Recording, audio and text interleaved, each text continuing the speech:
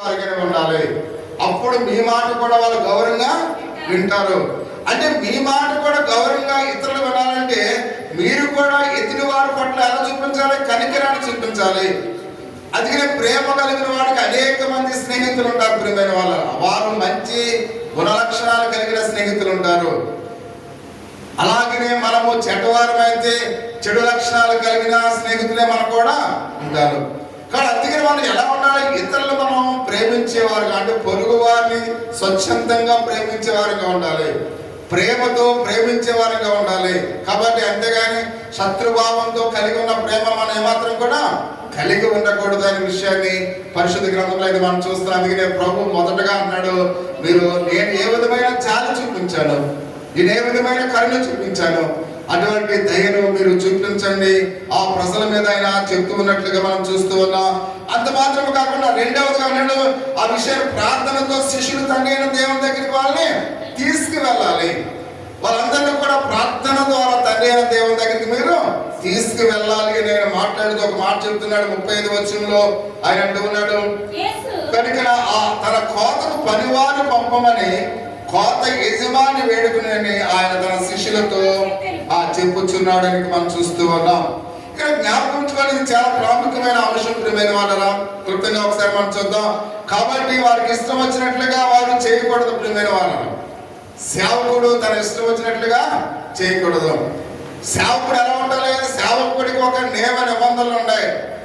దేవుడు ఏమని సేవకుడికి ఏం చెప్తున్నాడు? మీరు స్వతంత్రులుగా మీకు ఇష్టమైన పనులు మీరు చేయకూడదు. ఎవరికి ఇష్టమైన పనులు చేయాలి? దేవునికి ఇష్టమైన పనులు సేవకుడు చేయాలి. కాబట్టి అందుకే అంటున్నాడు, పంట దేవునికి సంబంధించింది. పంట ఎవరికి సంబంధించింది? పంట అంటే ఎవరు? ఎవరు? విశ్వాసులు. అంటే విశ్వాసులు దేవునికి సంబంధించిన వారు. కాబట్టి విశ్వాసులు పాస్టర్ గారికి సంబంధించిన వారు కాదు. మీకు అర్థమవుతుందా? పాస్టర్ గారికి సంబంధించిన వారు కాదు. మీరు దేవుని సంబంధులు.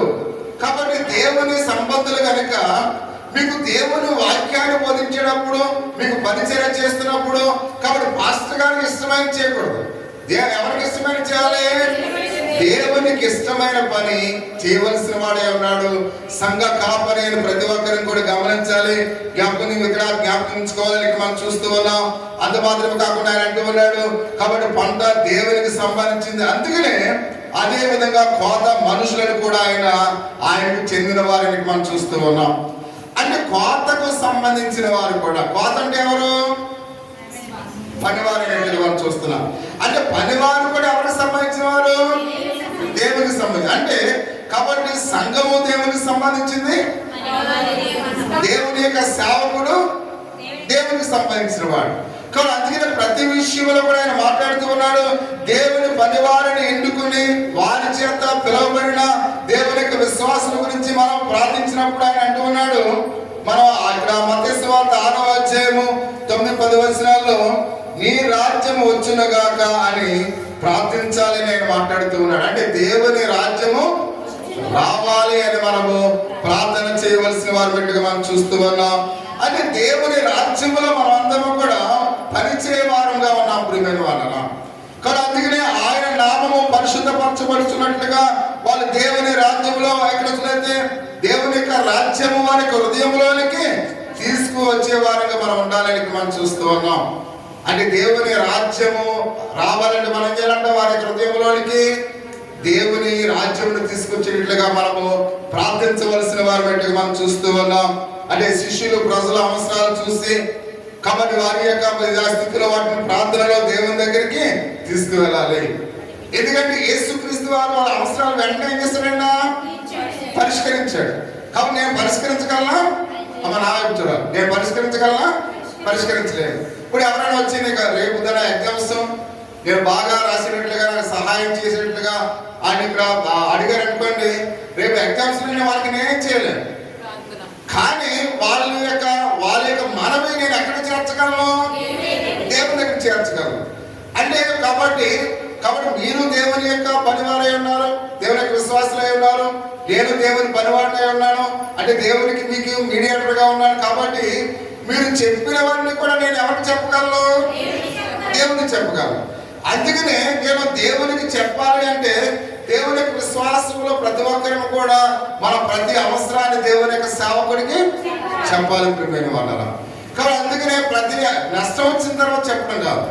చాలా మంది ఏదైనా నష్టం జరిగినప్పుడు కాబట్టి ఆ నష్టాన్ని వ్యక్తపరుస్తూ ఉంటారు. కానీ దేవుని యొక్క సేవకుడికి ముందే మన ప్రతి అవసరాన్ని చెప్పాలి. అప్పుడు దేవునికి ప్రార్థన చేయడానికి అవకాశం అనేది ఉంటుంది.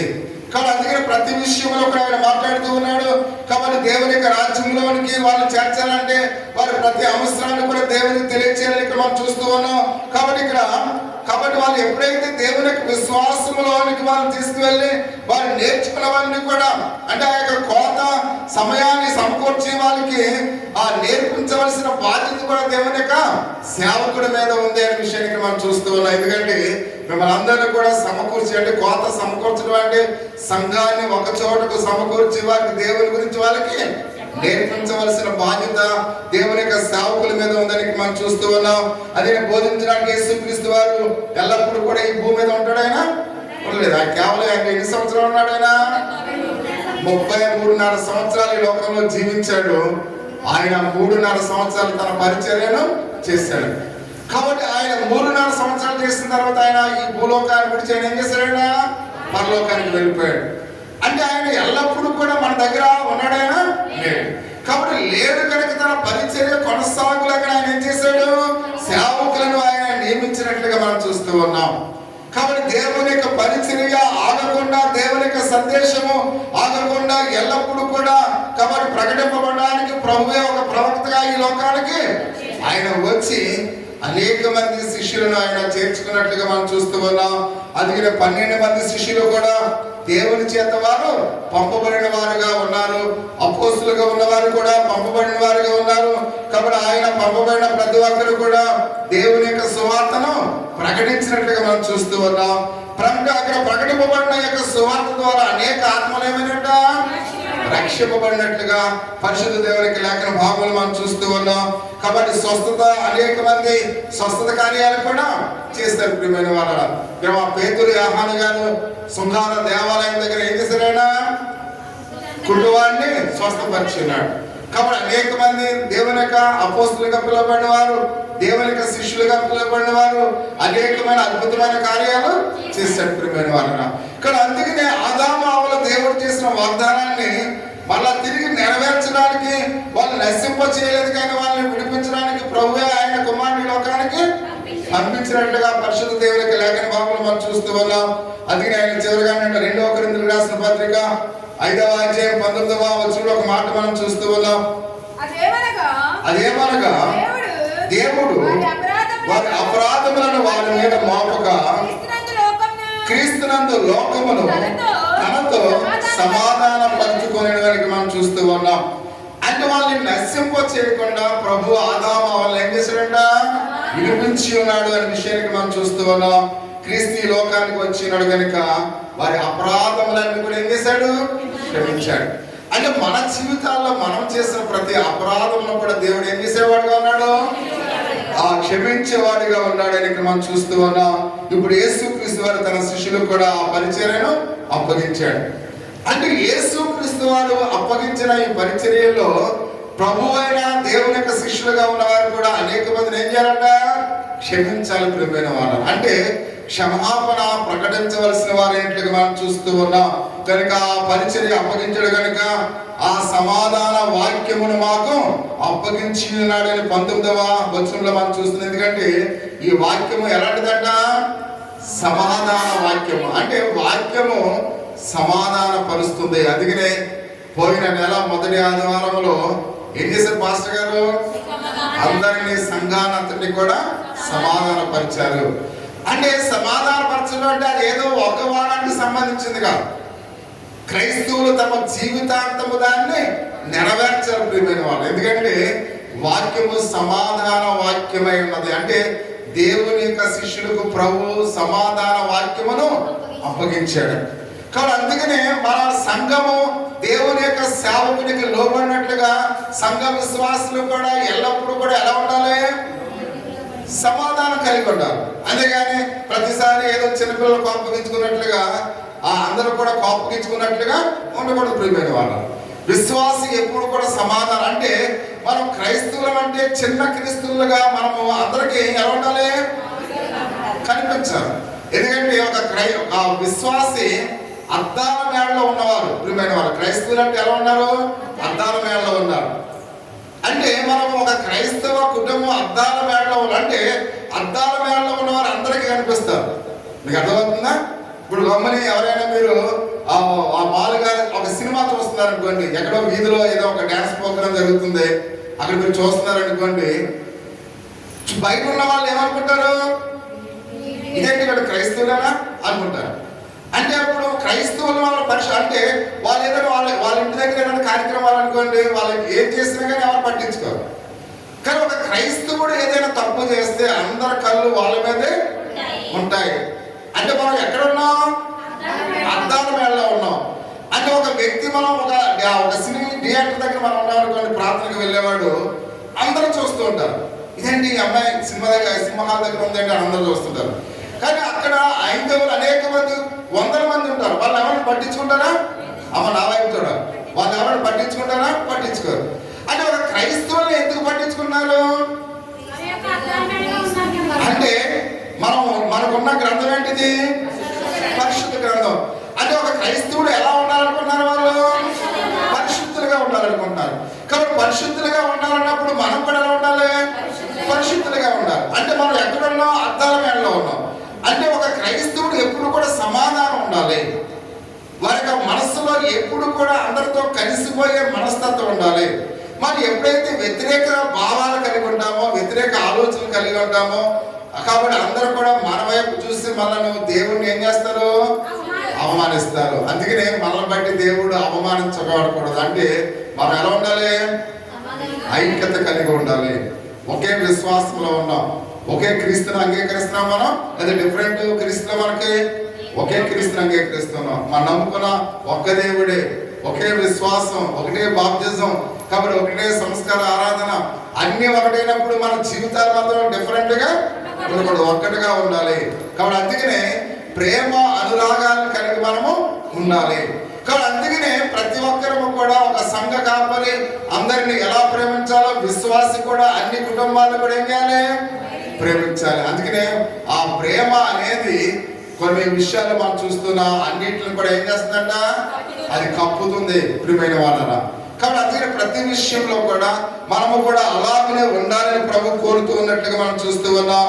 అందుకనే ప్రతి అపోస్తుని కూడా బాధ్యత అప్పగించినట్లుగా మనం చూస్తున్నాం. అందుకని వారు నశించుతున్న గొర్రెల ఎద్దుకు వెళ్ళమని ఆయనకు బోధిస్తూ ఉన్నట్లుగా మనం చూస్తున్నాం. అంటే అపోస్తులుగా పిలువబడిన వారిని ప్రభు ఎక్కడికి వెళ్ళమంటున్నాడు, నశించిపోతున్న ఆత్మల దగ్గరికి వెళ్ళండి, వాళ్ళ సమీపించి వాళ్ళకి ప్రకటించండి, రక్షణ సువార్తను వాళ్ళకి ప్రకటించండి, ఎందుకంటే దేవుని యొక్క ప్రేమ వాళ్ళకి బయలుపరచండి అని ఆయన మాట్లాడుతూ ఉన్నాడు.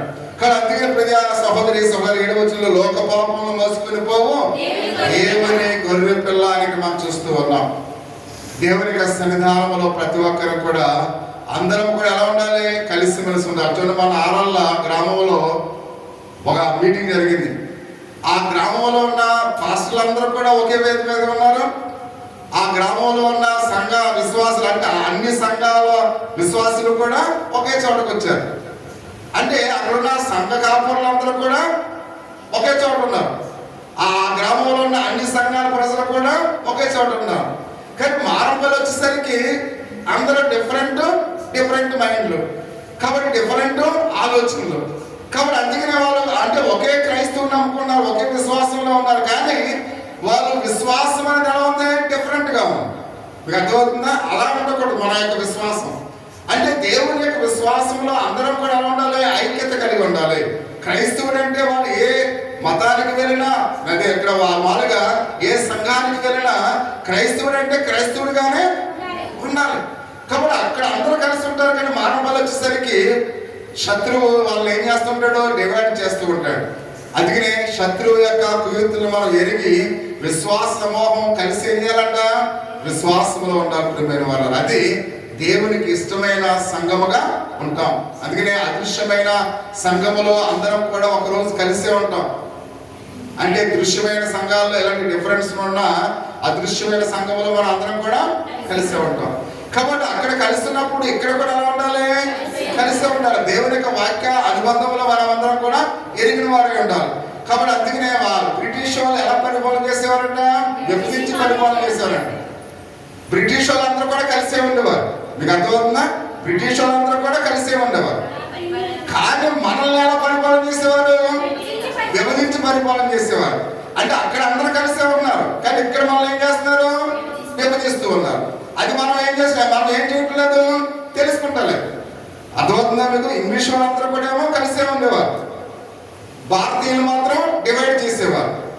కాబట్టి వాళ్ళందరూ కూడా కలిసి ఉన్నారు, కానీ మనల్ని ఏం చేస్తున్నారు? డివైడ్ చేస్తున్నారు. మనం డివైడ్ చేస్తున్నారనే విషయాన్ని మనం మర్చిపోతున్నాం. మీకు అర్థమవుతుందా? అది మర్చిపోకూడదు. ఎప్పుడు కూడా మనము కూడా ఆ బ్రిటిష్ వాళ్ళు ఎలా ఐక్యత కలిగి ఉన్నారో మనం కూడా అలాగనే ఐక్యత కలిగి ఉండాలని భారతీయులు ఎప్పుడైతే అనుకున్నారో అప్పుడే స్వతంత్రం వచ్చింది ప్రియమైన వాళ్ళు. కాబట్టి మనం కూడా అలాగనే ఉండాలి. అప్పుడు వాళ్ళకి మనం ఏం చేస్తాం? ఆయన ఏమంటాడు? మామూలుగా ప్రతి విషయంలో కూడా అంటే మనము ఎలా మెసులుకోవాలో ఆయన మనకి బోధిస్తూ ఉన్నాడు, ఎలా జీవించాలో ఆయన మనకు తెలియపరుస్తూ ఉన్నాడు. అందుకనే ప్రతి విషయంలో కూడా ఒక క్రైస్తవుడికి ఎవరు ఉండకూడదు? శత్రువు ఉండకూడదు. వారు మనల్ని ద్వేషించిన మనం ఏం చేయాలి? వాళ్ళని ప్రేమిస్తూనే ఉండాలి. ఒకవేళ మనం దెయ్యాలా కనపడుతున్నామేమో, కానీ వాళ్ళు మనకు ఎలా ఉండాలి? యేసయ్యలాగానే కనిపించాలి. అంటే మనల్ని ద్వేషించినా కానీ మనం వాళ్ళని ద్వేషించకూడదు. వాళ్ళు ఎప్పుడు కూడా ప్రేమతో పలకరిస్తున్నారు, ప్రేమతో ఆప్యాయతతో వాళ్ళు మన ప్రేమను పంచుకోవాలి. అది క్రైస్తవ ప్రేమ. అంతేగాని ఎవరికి కూడా ఎలా ఉండకూడదు? శత్రువులుగా ఉండకూడదు ప్రియమైన వాళ్ళు. అదే ఈ రాత్రి ప్రభువైన యేసుక్రీస్తు వారు తన శిష్యులకు బోధిస్తూ ఉన్నాడు, అపోస్తులుగా ఉన్న వారికి బోధిస్తూ ఉన్నాడు, సంఘ విశ్వాసులకు కూడా అదే బోధిస్తూ ఉన్నాడు. కాబట్టి ప్రేమ అనురాగం కలిగి మనం కూడా జీవించినప్పుడే నిజమైన క్రైస్తవ విశ్వాసము మనలో ఉంటుంది. ఆ విధంగా దేవుడు మనల్ని, మన కుటుంబాలను దీవించి కాపాడును గాక. ఆమేన్. అందరూ కూడా ఒక నిమిషం ప్రతి ఒక్కరిని కూడా కళ్ళు మూసుకుని చిన్న ప్రార్థన చేసుకుందాం.